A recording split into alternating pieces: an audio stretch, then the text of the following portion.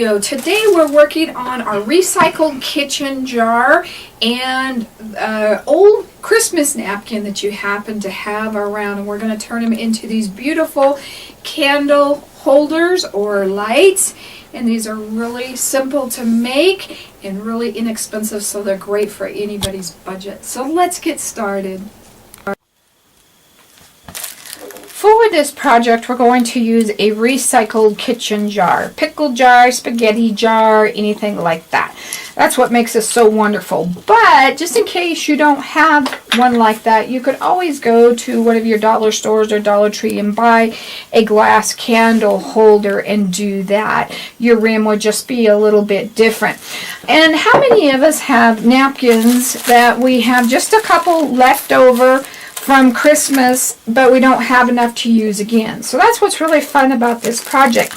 You also can go and buy your napkins, and they're usually rather inexpensive. There are a couple things I will tell you to look out for. Like on this little guy, I found a design that would fit on him, but these napkins, I did pick these up at Walmart, are covered all the way through. So I really had to adjust and watch for that. And I ended up using 2 of these napkins to wrap around my jar. So, and you have to adjust your height. But this little snowman guy, I love. And he's printed all the way through. So the first thing I'm going to kind of do is make sure that his design does not run into each other. And I am good. We're going to have one start where one ends. And I'm really going to probably go up height-wise and trim some of this red off. And we'll talk about another option as well instead of our napkins, because some people find them a little bit harder to use and they can be a little bit more fragile. I'll talk about that in just one second. You'll see what I'm referring to here. Just a little bit of that.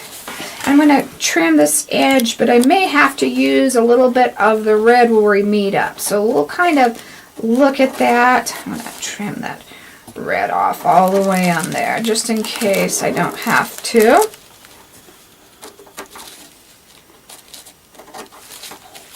And I'm going to pull this up, and what I do is I always line it up with the bottom of the jar. So now I've got the base. I want to kind of see where my top would be. So I'm going to go ahead and cut the napkin all the way across on top as well.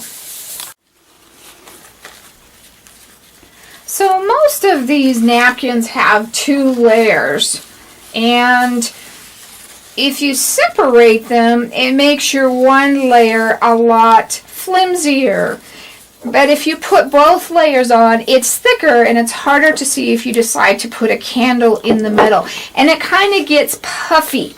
Now that's okay, there's nothing wrong with it. What I do is I let my Mod Podge dry some, and then I come with my brush and really push it down again, and then it makes a lot of that puffiness go away. So that's going to be up to you. If you want to use a candle, you can.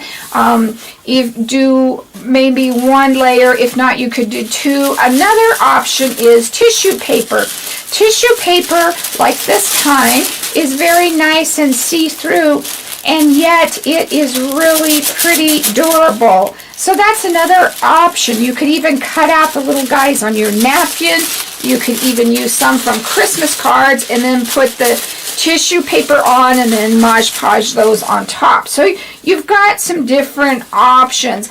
So I'm going to get my napkin pulled apart here, and then I'm going to come in and I'm going to use my Mod Podge to do the whole jar. And so it's nice and wet, and just the regular Mod Podge, depending on what, if you want matte, satin, gloss, that's a personal opinion, and it's up to you. And after we get that all on, we'll start applying our little guys. So I've got a nice thick coat all the way around, and so what I do is I line it up with the bottom of my napkin onto the jar and move it around like that, and that works the best for me. So however you kind of feel that you can get that on. And we want it to keep this as nice and straight as we can. Don't worry about your lid part. We're going to cover that up. You can use whatever method. You could even put a bow up there. However you kind of feel. I'm going to pull that off just a second. I've got a little wrinkle in my snowman itself. So I want to keep that kind of unwrinkled if possible. You can always come in with your brush and straighten that part out too. And you can usually work your wrinkles out, or at least into a section where you don't care about them showing as much. Now, before I put this all the way down, I've got enough that that's going to cover. So I'm going to get rid of my line there. But you don't ever want to cut yourself short. Cut that as straight as you can. You don't want to overlap it much more than about 1/4 of an inch.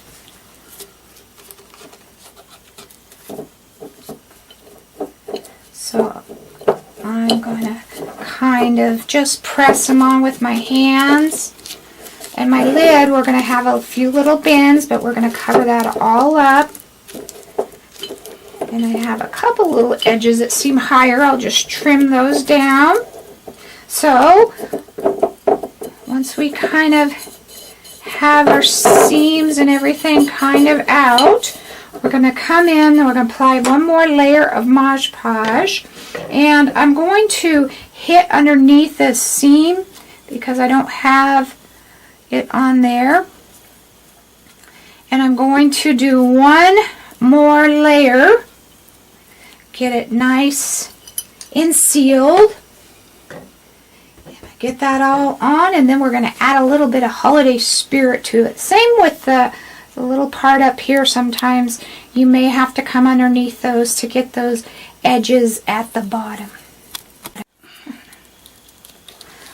Okay, we've got that all with one more coat, and I'm going to come in with glitter because everything's better with glitter, right?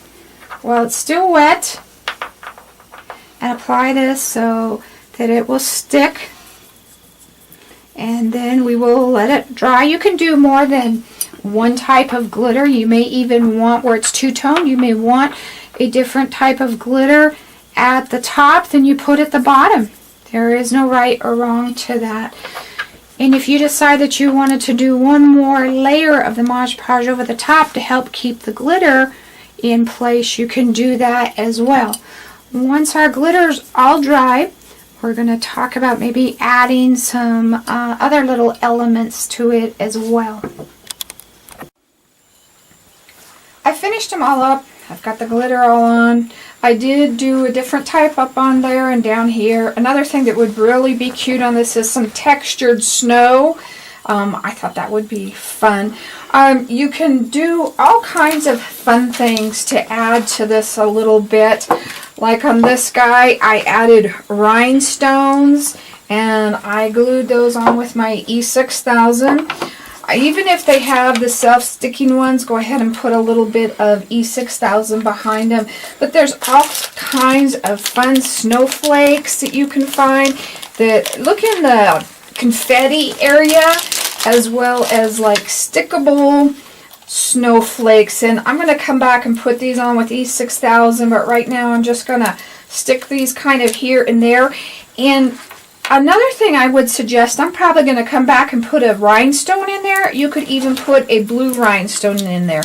The snowflakes look so much better if you layer them. I'm really big into layering, so that's something I want you to kind of think about. And we could even put some different things in here. If you had a bow, you might want to put it on top, or a little holly. You could use some puffy paints and bring some areas to life. But I really, really love this little pattern with the snowman. I think that's really cute. So we're going to go ahead and finish his rim. And there's different things you can use on the rim. This one was just some Christmas garland that I used, and that kind of really went with that. I thought that was really cute. You can use like the Christmas fun fur, and even though it's not really big enough, just keep wrapping it until you get that thick enough that you really like it. You also could do more than one color, and you can do that with your garland too. You could put a couple layers on it or put a different layer on top. I save my garlands from stuff that I'm pulling apart and using for something different. So we've got all these fun things. Another thing that I'm going to be using on this one is my boa. You can pick up the boas. Now this guy is lower, so you could use a bigger feather, and like a guy that would hang down, you could trim him back. I picked those up at the dollar store. Or like a little fluffy feather one. And at Christmas time, they have kind of feather pieces that you can pick up in the craft area, the Christmas section. So that's something to think about. And I'm just going to take him, scooch the feathers down so I don't cut them off. And we're going to go ahead and trim him. I really like this look. I think it just kind of gives it a fun snowy feel. I'm going to go ahead and glue this on with my hot glue gun because I am on the paper, not the glass. And I did trim any of that hung over. And I'm going to attach this right where my seam is so I don't pick up any or end it where it's kind of not going to be seen as much. And I'm going to trim that a little bit later. You also can add fun things even on your rim. I might come and put some hollies in there. I think that would be really cute as well. So there's just all kinds of fun things. Now see, because I put that there, I want to move him down there. So that's something to think about. On this little jar, I'm going to put a candle holder on, and I'm going to set it on top, and then you could put a bow on the bottom, a red bow, and kind of make that real festive. I'm going to use again my E6000 straight on there, let it dry a day. What I kind of do when I'm doing those is I flip them over and just make sure that that is nice and even while it's dried, and that way it doesn't have a tendency to fall over. But my favorite thing this year is our fairy lights. They're so bright because they do use 3 AA batteries, not triple. And they are on wire, so they're very bendable, so you can use them with all kinds of projects. So we have them in the white, the red. Look how it's glittering back there on my poinsettia. Green and multicolored. And so look how awesome that would be. So that's really, really cool. So get those at miriamjoy.com.